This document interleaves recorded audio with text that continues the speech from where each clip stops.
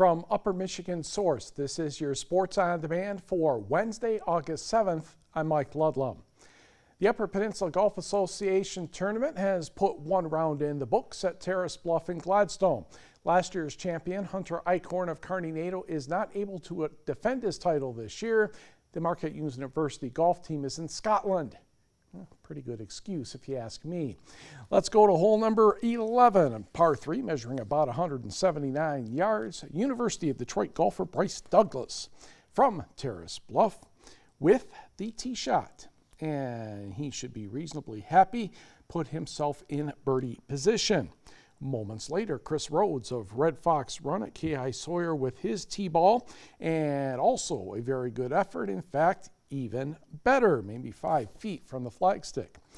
Douglas for birdie, pulls it to his left, taps in for par. He had an even par 72. Rhodes drops in his putt. He was watched carefully by his brother, TV6 Vice President General Manager Rick Rhodes. We won't say what Rick had on that hole. Mark Clements, a two-time champion, rolls in a par putt. He is in the tie, a tie for the lead at 2 under par 70. Back to the tee. Matt Argall, 2015 champion, representing the home course, Terrace Bluff. Solid drive, nice bounce, about 10 feet from the pin, and he rolls it in like there's nothing to it. He also has an even par 72. We go next to Pine Grove's Jim Markell. He won a title back in 2012. His birdie try slides past the hole. Easy par for him. Let's go to the scoreboard. Rather crowded, as you can imagine, after day one.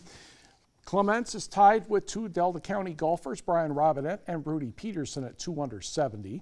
Douglas, Argall, and Mark Gauthier have even par 72s. Mike Peterson and Carter Mason 1 over 73s. 4 are tied at 74, 5 at 75. Your stat of the day, only 6 of the 72 players had birdies on the 11th hole. Speaking of 11 days of training camp now lead up to the first preseason game of the campaign for the Green Bay Packers. TV6's Alex Klein tells us where the team stands heading into tonight's game against the Houston Texans. 2 joint practices down for first-year Packers head coach Matt LaFleur, and he wants more. 100%, I want to do this again. I'd like to do it multiple times if we could. I think you get a lot of good work out of it. Day 2 was a bit disappointing, though, on the Packers' end offensively, not coming away with any points in the red zone or 2-minute drills. Yeah, anytime you get shut out there, you can't even pick up a first down. That's extremely disappointing. The tough part is they're not trying to show a whole lot. We're not trying to show a whole lot.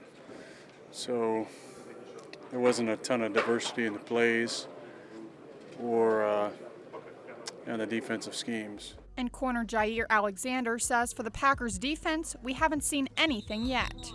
We haven't even scratched the surface of it, to be honest. We on our coverage a lot. We definitely need to get the ball out, and I think that'll happen. But as of now, we just touching the surface. We're getting the ball.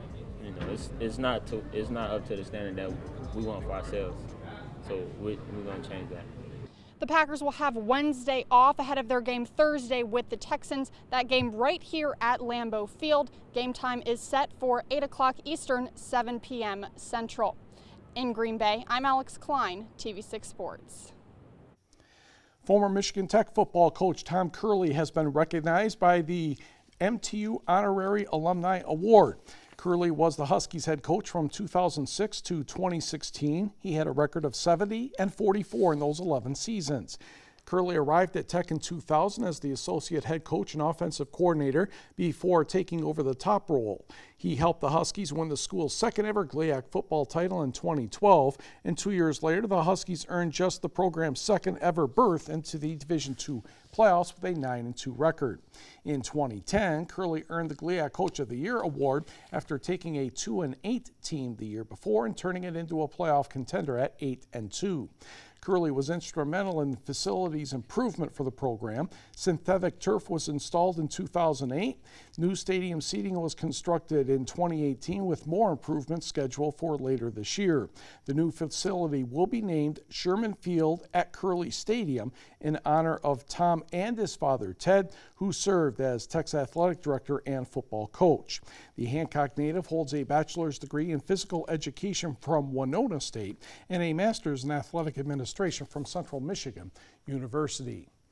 And another UP girls basketball player has made a verbal commitment for college hoops. Forest Park's Mercedes Simmons is leaning toward Purdue Northwest, that's the GLIAC school in Indiana, to continue her career. Keel Gantz to the team is the assistant men's coach. He comes from St. Norbert College in De Pere, Wisconsin, where he served as an assistant coach and recruiting coordinator during his time at SNC. The Green Knights posted a record of 57-20 with 2 regular season championships.